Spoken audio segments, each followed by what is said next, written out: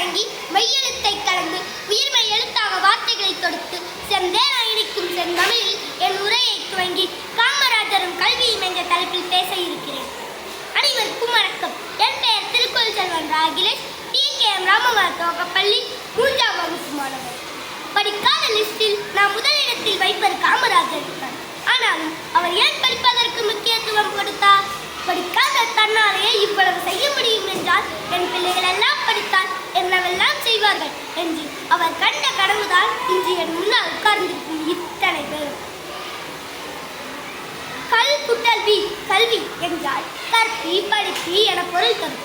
இதனைத்தான் ஐயா காமராஜரும் செய்தார். இப்போது புரிகிறதா? காமராஜரும் கல்வியும் பிரிக்க முடியாத ஒன்று என்று.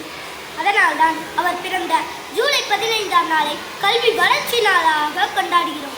கல்வி என்பது வெளியிலிருந்து உள்ளே செல்வது, அறிவு என்பது உள்ளே இருந்து வெளியே வருவது. வள்ளுவரின் கூற்றுப்படி கற்ற கல்வி அறிவாக வேண்டும், பெற்ற அறிவு ஒழுக்கமாக வேண்டும், உச்ச ஒழுக்கம் அன்பாக வேண்டும், அந்த ஏற்ற அன்பு துறவாக வேண்டும், அத்துறவே இறைவனிடம் நம்மை சேர்ப்பிக்கும். இதனைத்தான் கற்றதனால் ஆய பயனென்கொள் வாழல் நச்சால் கலார் என்று எழுகிறார் பொய்யாமொழி. இவ்வாறு வாழ்ந்து காட்டியவர் ஐயா காமராஜர் அவர்கள். தன் நாட்டையே தனதாக்கி மக்கள் அனைவரையும் தம் பிள்ளைகளாக்கி அனைவருக்கும் இலவச கல்வி வழங்க வேண்டும் என்றார் அல்லவா? இன்று நாம் ஒரு கண் இழந்தால் அடுத்தவருக்கு அந்நிலை வர வேண்டும் என்பவர் மத்தியில் தான் பார்வை இழந்தாலும் மற்றொரு ஒளி இருந்து விடக்கூடாது என்று அறியாமை இருளகற்றி அறிவு விளக்கேற்றியவர் காமராஜர்.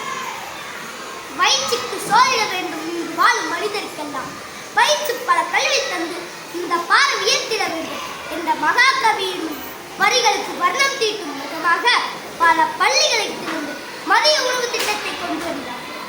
கைப்பொருள் தன்னின் மெய்ப்பொருளாம் கல்வியை வழங்குவதற்கு குழந்தைகளிடையே மன வேறுபாடு இருக்கக்கூடாது என்று பள்ளி சீரடு தந்தார்.